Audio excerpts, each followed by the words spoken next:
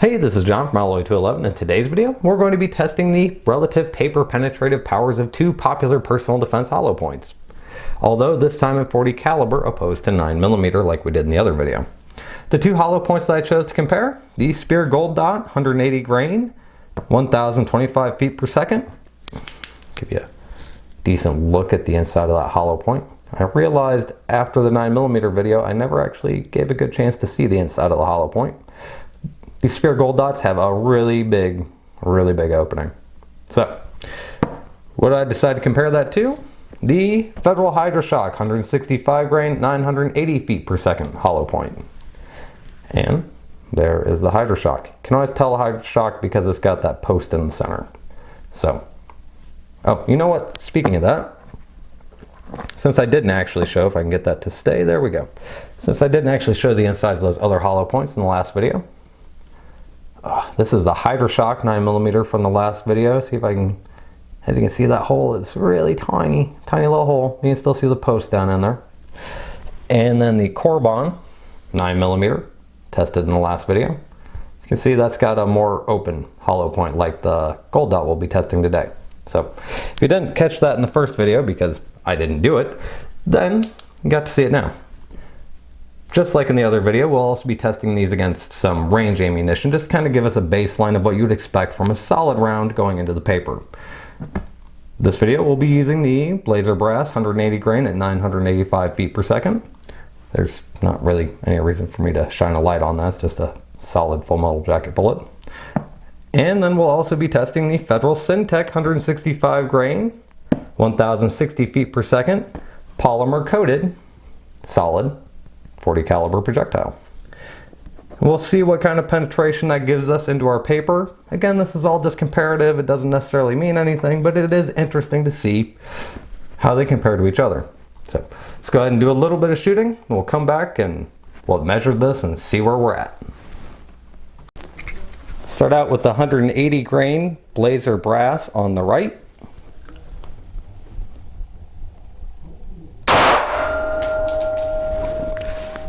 And now the 180 grain Speer Gold dot on the left.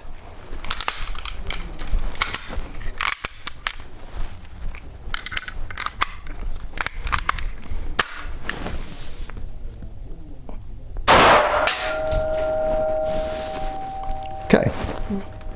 Starting out with the Federal Syntech 165 grain on the right.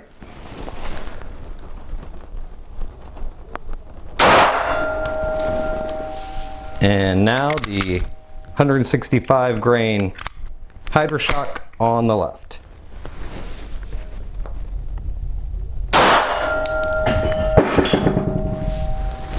Exciting. Now that we're back after a little bit of exciting shooting, let's go ahead and take a look at how deeply they penetrate into our paper.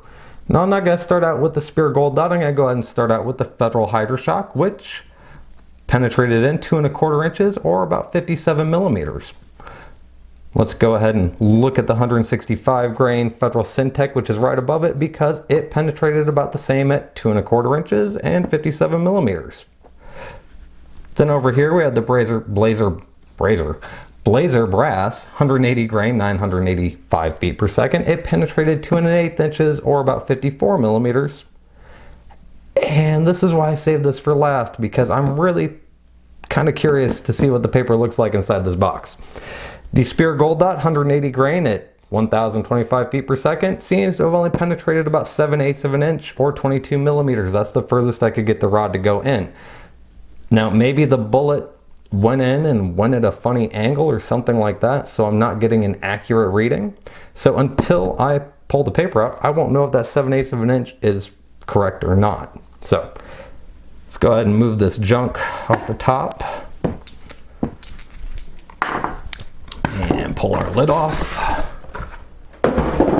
And I really want to look at this one, but let's go ahead and start with the Hydra Shok. We'll see what our Hydra Shok did over here. And the lesson I learned from the last time doing this is just go ahead and pull it out, maybe. Yeah, there we go. Okay. Whoa. Dropped my microphone. Whoa. There we go. And go ahead and flip through some pages till we get to what seems to be some old lady's face. Okay. Now, make sure we have this right here. Let's look for our old lady's face again. Maybe that'll help me find it. Oh, there. Yep. Yep. Found it. Found it. Okay. Maybe. No. No. No. I know it's in here. I saw it.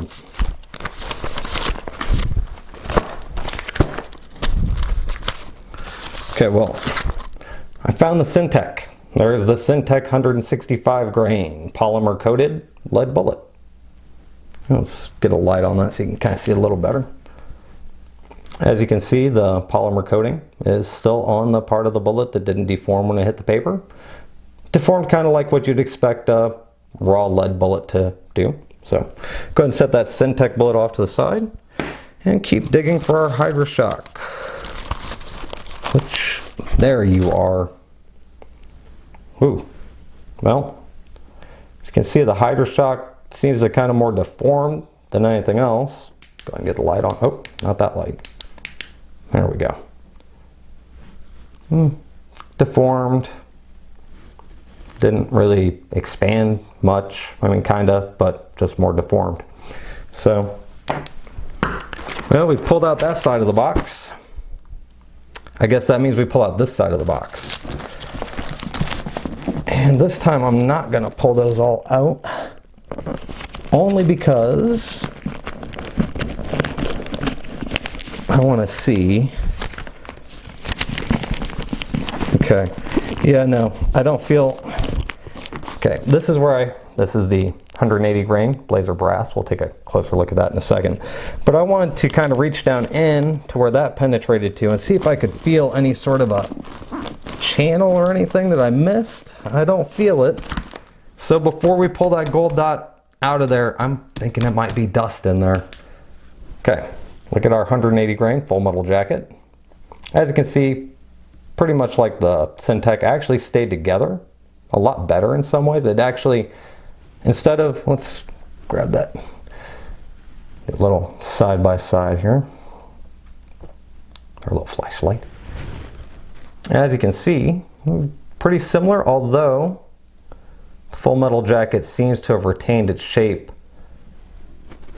a lot better. It's a lot more bullet shaped than that Syntech. The Syntech, again, kind of smashed itself. So, and there we go, set those there. Now let's go ahead and try to pull out this gold dot. Okay, I think I've got the wad of paper, and I dropped my mic again. I think I got the wad of paper that it's in. Just 1 second. I fixed my mic. Let's see here. Okay. Well, I've got some really nice holes. Oh, there's part of it. And there's another part of it. Okay, hold on. I dropped the flashlight.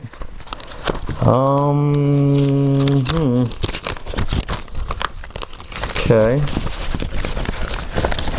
Well,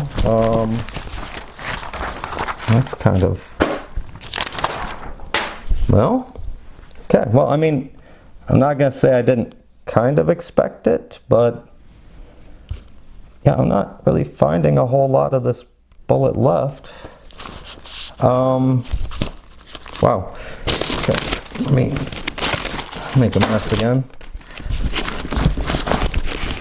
Okay, well, okay.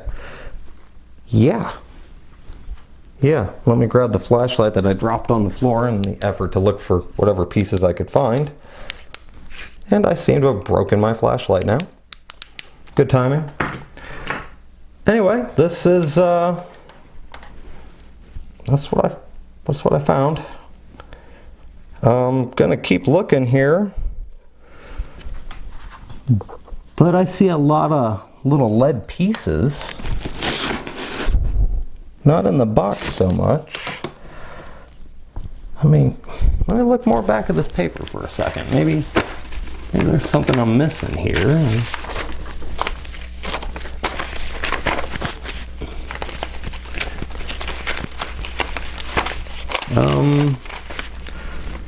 Okay, no, I mean, I do see a couple, like I saw another piece of jacketing that I found and a couple more little pieces of lead, but this is the biggest chunk I could find of that gold dot. Now, granted, weight retention is great and all that, but, and this is why, if you noticed at the end of the second video I said exciting, was because when that Speer Gold dot hit, if you notice the t-shirt fell, that's because it moved the whole box. And I don't know if you could hear it, the mic probably didn't pick it up, but there's a loud thud. That was because it moved the box enough to knock this target over. So, I guess by dumping all of its energy within an inch, which, I mean, that's what happened there, I'm assuming.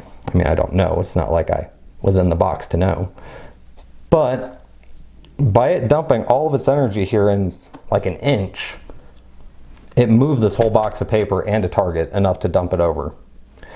Whereas these other rounds that penetrated more deeply, they didn't have that same effect. They also retained a lot more of their weight. So, what does this mean? It means that you can shoot into about an inch of paper and it'll stop a Speer Gold dot. The rest of these will go right through it. Other than that, it doesn't really mean much. Just kind of an interesting comparison, much like the 9mm videos. So, I'll probably be testing some more of these. I have a couple more things I want to check out like this. I don't want to say test, compare. A couple more things I want to check out like this, a couple different other hollow points, and just a couple other calibers. So, if you liked this video and you found it informative or entertaining or just liked it for whatever reason, I'd appreciate a thumbs up. And if you watch some of the other videos and like those too, I'd appreciate if you subscribed. So have a great day.